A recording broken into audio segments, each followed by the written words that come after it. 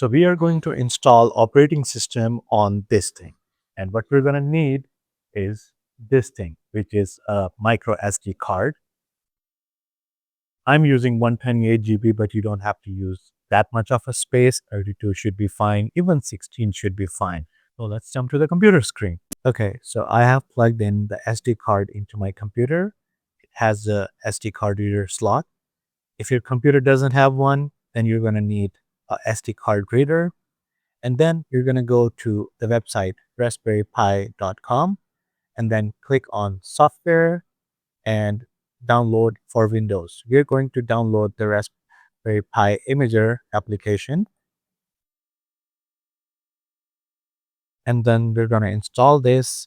And it's like really simple method. You just simply click OK, next, and that's it. All right, so it's installed and let's click on finish and make sure launch Raspberry Pi Imager is checked so it will automatically open the application. All right, so first of all, we're going to select the Raspberry Pi device. There are like multiple variety of Raspberry Pi. The one I'm using is Raspberry Pi 4 Model B. So it's included here like Model B, 400 and other compute models. So I'm gonna just check this one and click on next. And next is going to ask me what operating system you want. So the default desktop version, if you want to try the latest one, which is Raspberry Pi OS, you can just select the top one, which is released 2025, like not even a month ago. You can select that and just go with this one. So what I'm going to do, I'm going to use this one because it has the desktop environment as well. And then I'm going to click on next. And then it's going to ask you what storage, select your storage device. So it's excluding system devices, but it's not detecting the card. Let me just unplug and replug it back.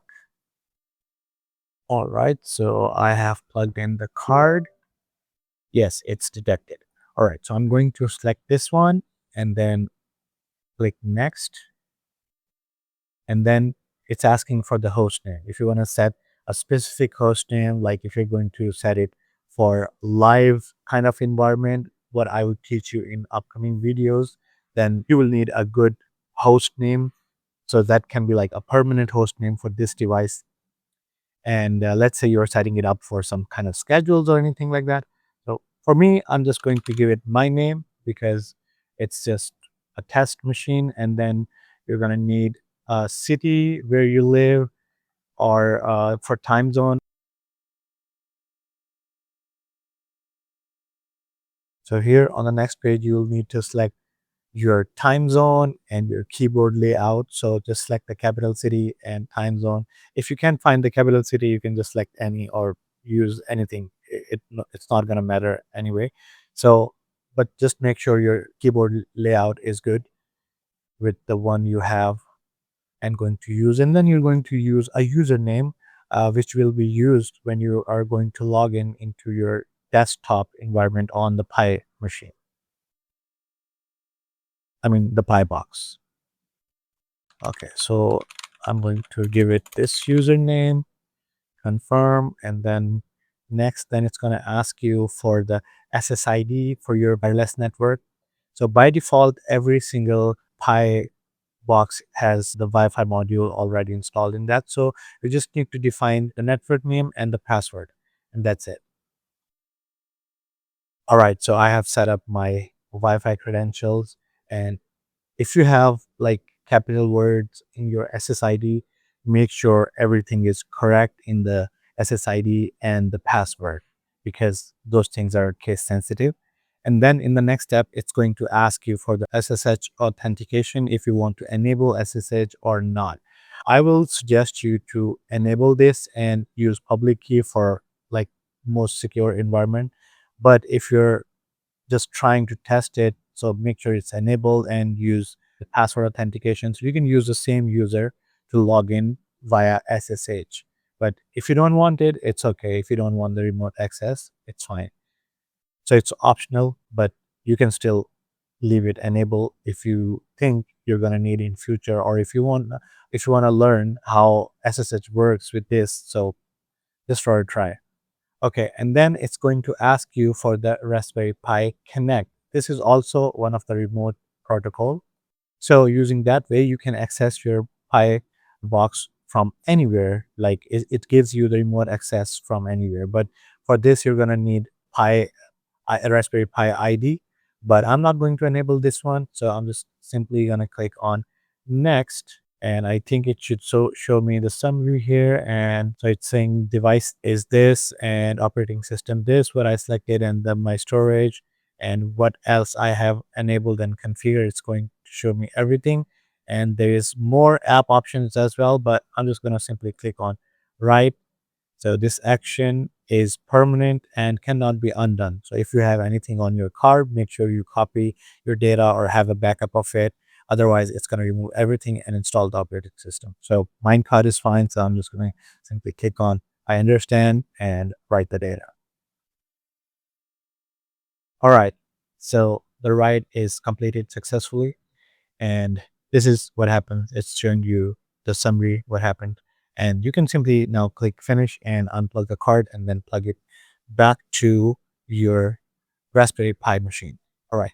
So I'm going to click on finish, unplug the card, and then plug in back to the Pi box.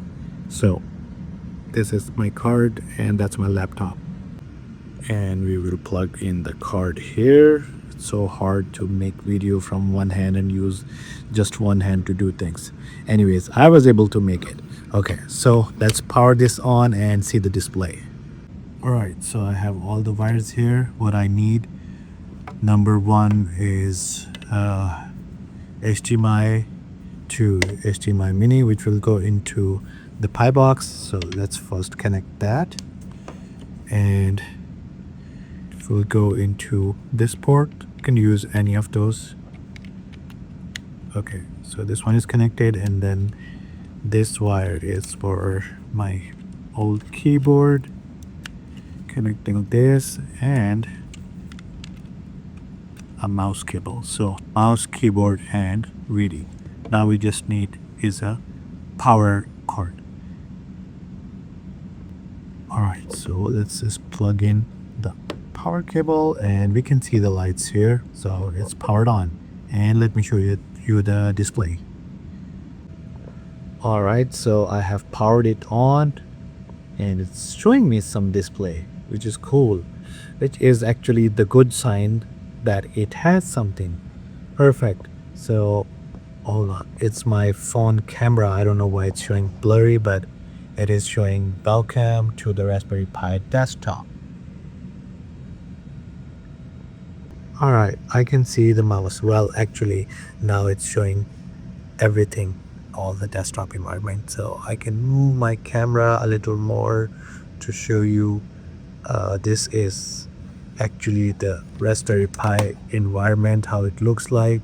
And this is actually their menu, and this is the web browser terminal, and on the other side we can see Wi-Fi is connected, and then Bluetooth sign and the volume sign. It has a tiny speaker as well. So let's test out internet. It's going to be a little slow, not as fast as your computer. Okay, so it's asking me to enter the password first for the user we created while installation. Okay, let's open up something. Let's click on help. So it's opening Raspberry Pi website, which is cool. That means the internet is working with the Wi-Fi and there is no external Wi-Fi or any network wire connected to this machine. So that's it for now. If this video was helpful for you, make sure to hit the like button and subscribe to my channel for more tech related videos like this. I'll see you in the next video. Take care and peace out.